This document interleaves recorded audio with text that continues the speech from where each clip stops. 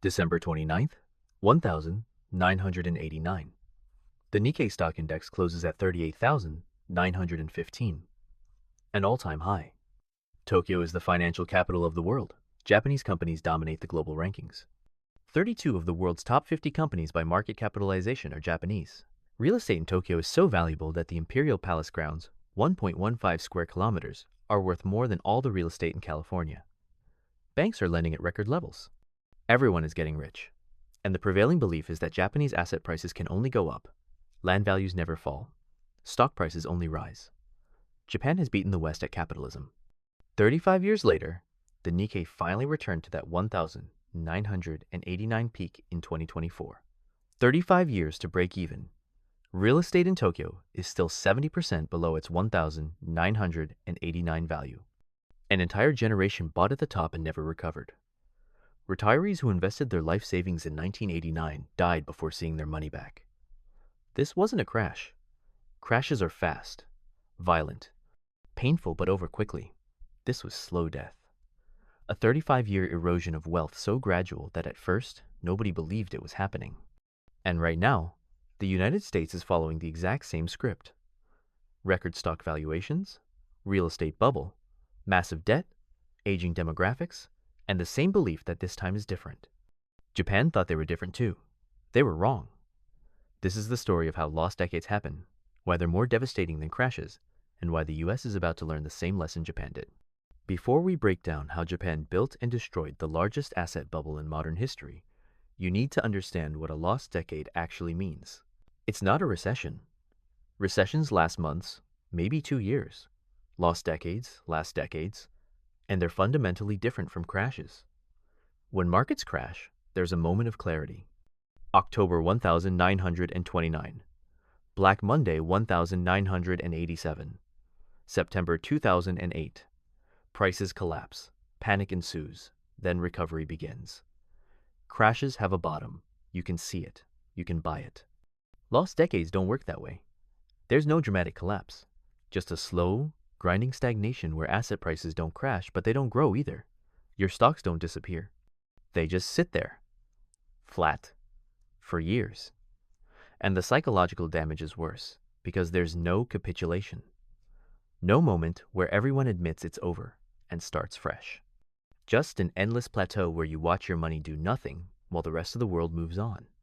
Japan's lost decade started with the greatest economic miracle of the 20th century. After World War II, Japan was devastated. By 1945, GDP per capita was 11% of the United States. But they rebuilt. Fast. From 1,950 to 1,973, Japan averaged 10% annual GDP growth. By 1968, Japan had the second largest economy in the world. By 1980, they were exporting cars, electronics, and semiconductors globally. Sony, Toyota, Honda, these weren't just companies, they were symbols of Japanese dominance. And by the mid-1987, Japan was unstoppable. They ran massive trade surpluses with the United States.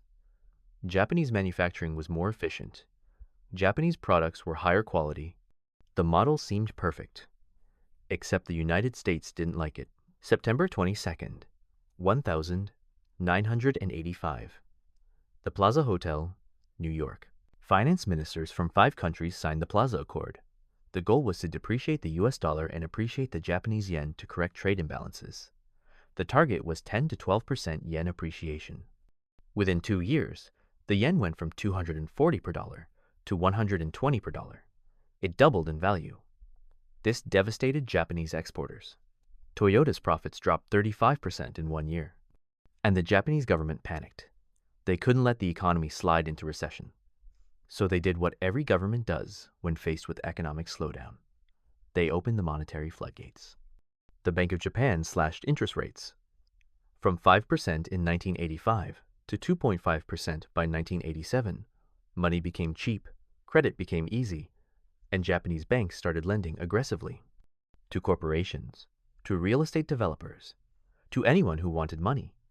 With interest rates at historic lows and banks lending freely, money flooded into assets, stocks, real estate, art, anything that could be bought and resold, and prices started rising. At first, it seemed justified. Japan was rich. The economy was strong. Asset prices should be high. But then the feedback loop began.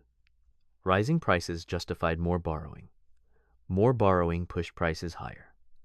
Banks lent against appreciating collateral.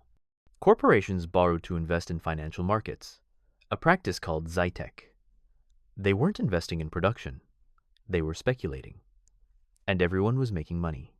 By 1989, the bubble was monstrous.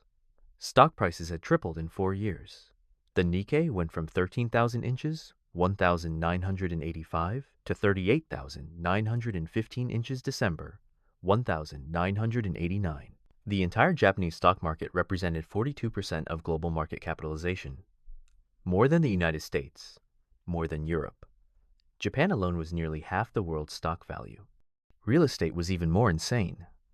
Total Japanese property was valued at over 2 quadrillion yen, 4 times the value of all real estate in the United States. Tokyo alone was worth more than the entire United States.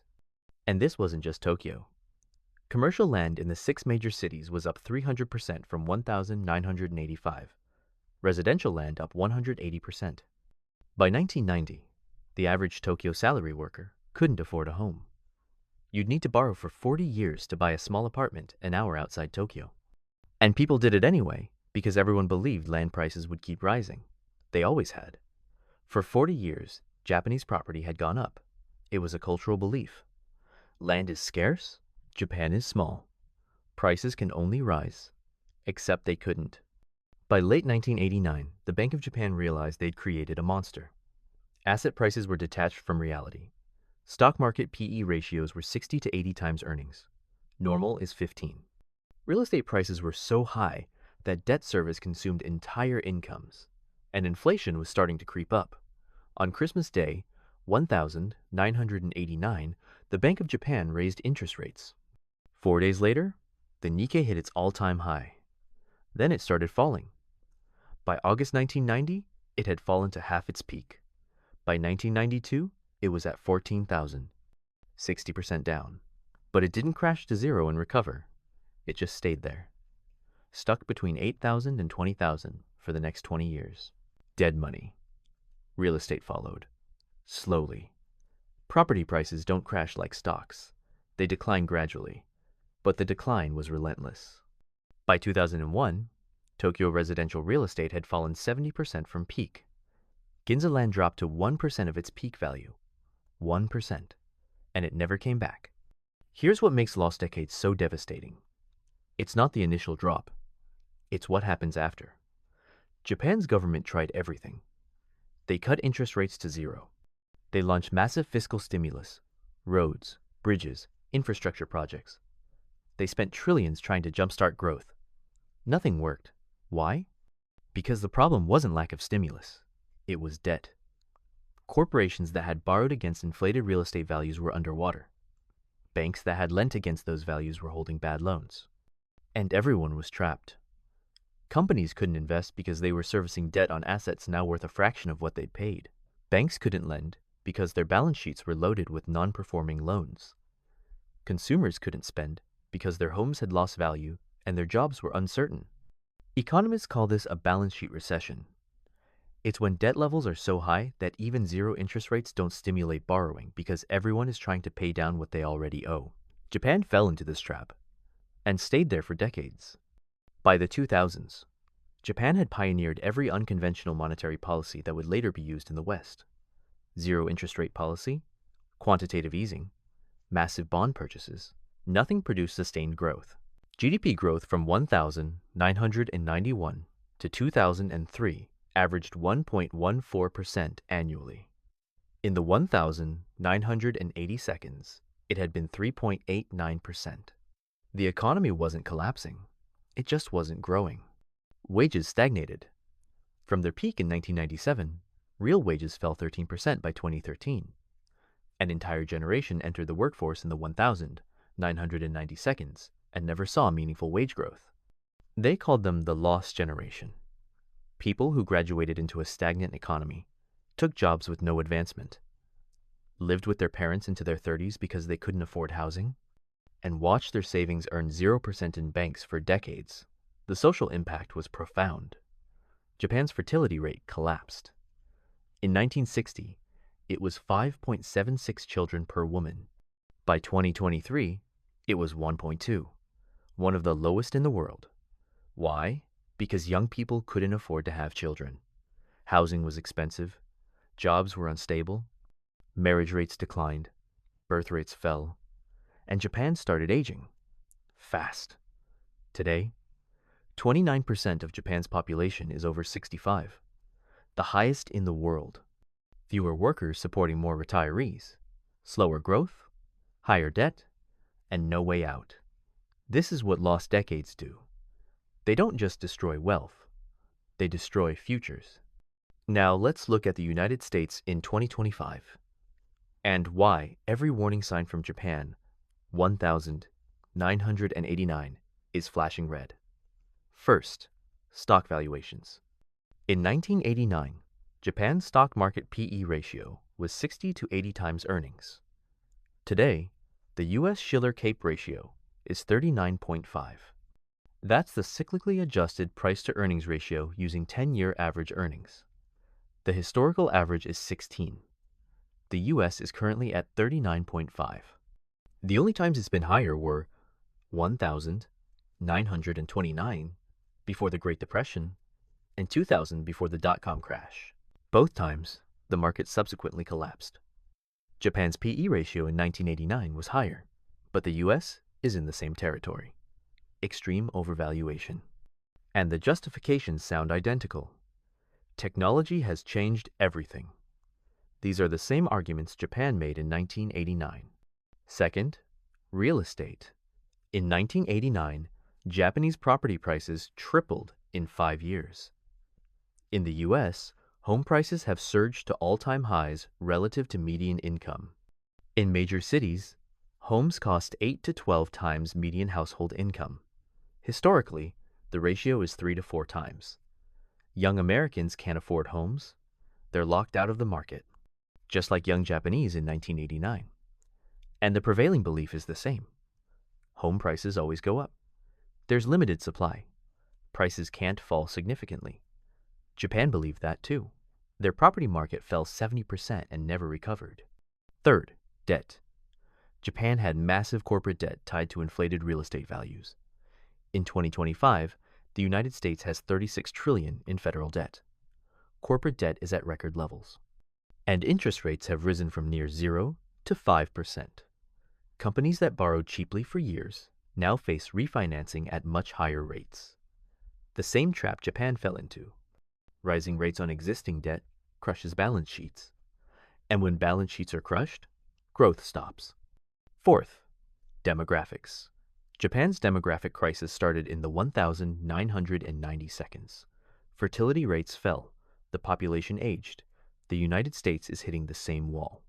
The baby boomers are retiring now. 10,000 per day. Social Security and Medicare costs are exploding. And the birth rate is falling. The US fertility rate is 1.6, below replacement. Fewer workers means slower growth. Higher taxes. More debt. The same trap Japan fell into. Fifth, the policy response will be the same. When asset prices start falling, the government will panic.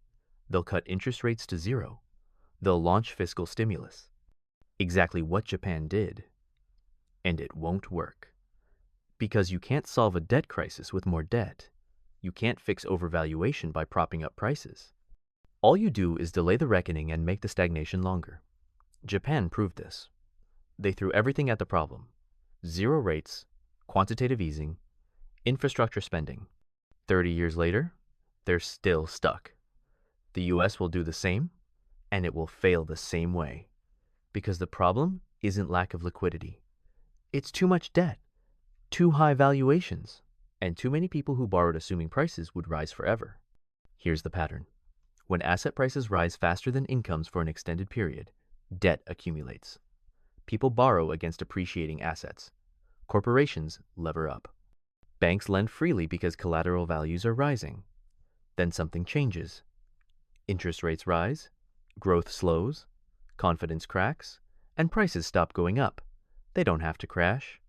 They just stop rising. And that's when the trap closes. Because all that debt is still there, but the collateral is worth less. Companies can't borrow more. They're busy servicing existing debt. Consumers can't spend more. They're paying down mortgages on homes that stopped appreciating. Banks can't lend more. Their balance sheets are strained, and the economy grinds to a halt. Not a crash. A stop. This is what happened to Japan. And every indicator says the US is next. Now let's talk about what actually preserved wealth during Japan's lost decades. The people who survived weren't the ones who believed the bubble would recover.